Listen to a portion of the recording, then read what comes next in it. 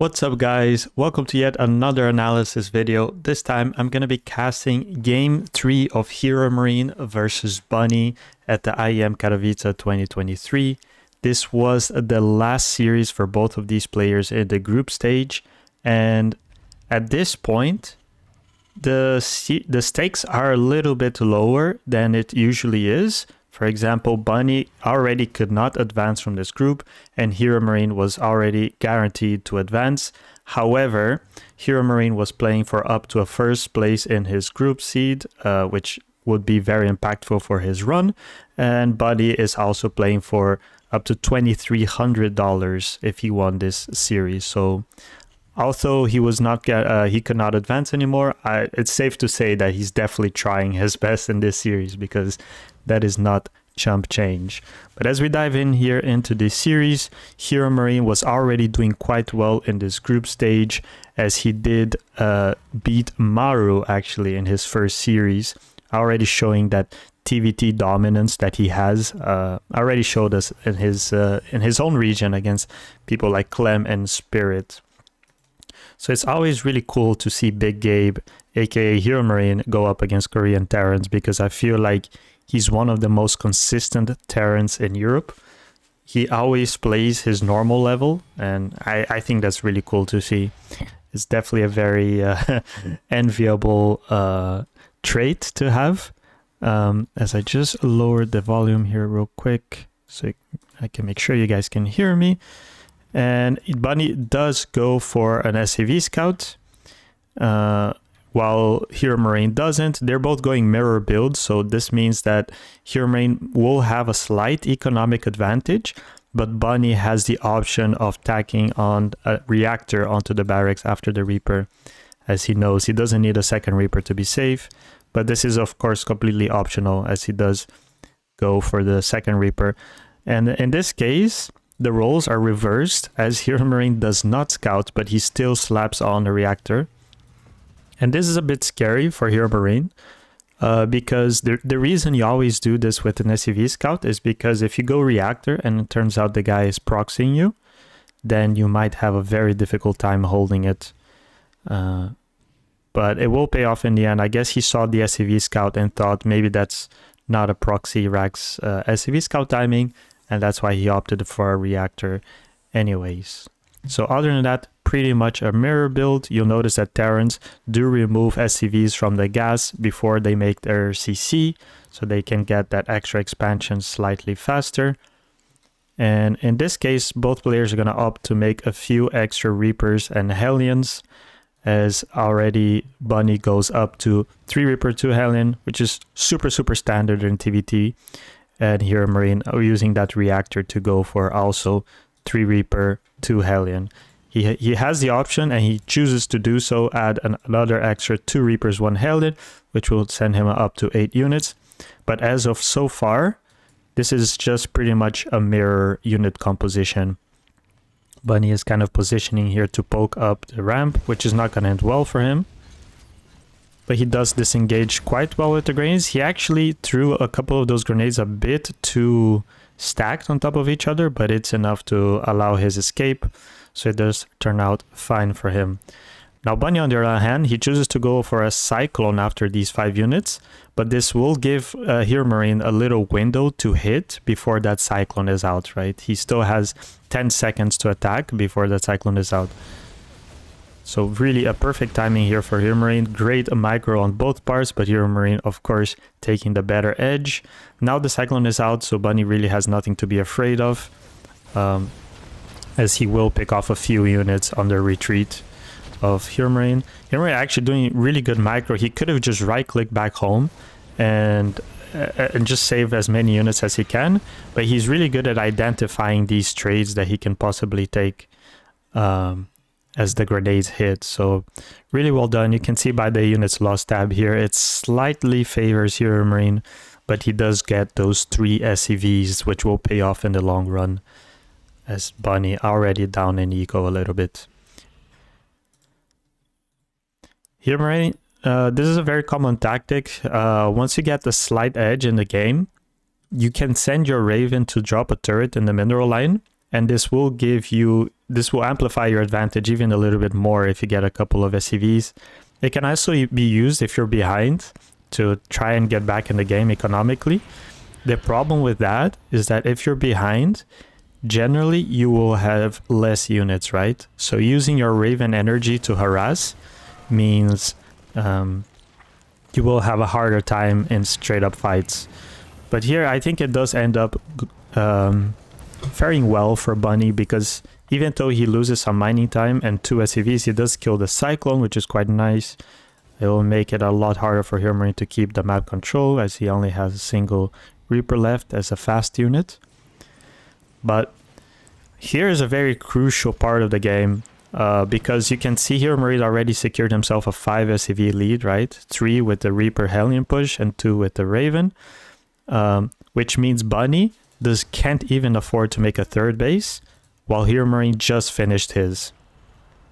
So in this case, Hero Marine is most definitely going to be taking the defender role, as he just needs to buy time for his eco to kick in, for his orbital command to pay off. And this is actually super important. Hero Marine, he knows he has a defender role because he killed 5 SCVs, didn't lose any. So he's already sending Marines out to spot for the push, which will allow him to react in time. Maybe going a bit too far forward, which will look like cost a tank for him. So a good start for Bunny, but it's not totally disaster for Hero Marine, right? He still has the Viking advantage, which is super, super important. If you're getting pushed, you lose a tank, and you don't have air control, then you're going to have a very, very hard time holding. And I think this is one of those things that Hero Marine is really good at. He doesn't waste time. He's always inching forward, making sure he's trying to take back his 3rd base, because of course he knows that Bunny is probably taking his own behind this, if not already has one. Luckily for him, it is quite late, Bunny's 3rd CC. But yeah, Hero Marine actually does inch up a little bit too close. I think this was not ideal for him. He's going to lose all of his Marines and a tank. Does force a stem on the side of Bunny, which is actually okay. And he does get a few Vikings pick off, as well as killing all of Bunny's Raven but 1, I believe. So all in all, it ended up pretty even actually, which is not bad for Hero Marine. One thing he's really good at as well is identifying the exact range of the tank that he needs to in order to siege. So here he identified there's 1 low HP tank, so all he had to do was siege at least 1 tank in range of it, which he did oh so well.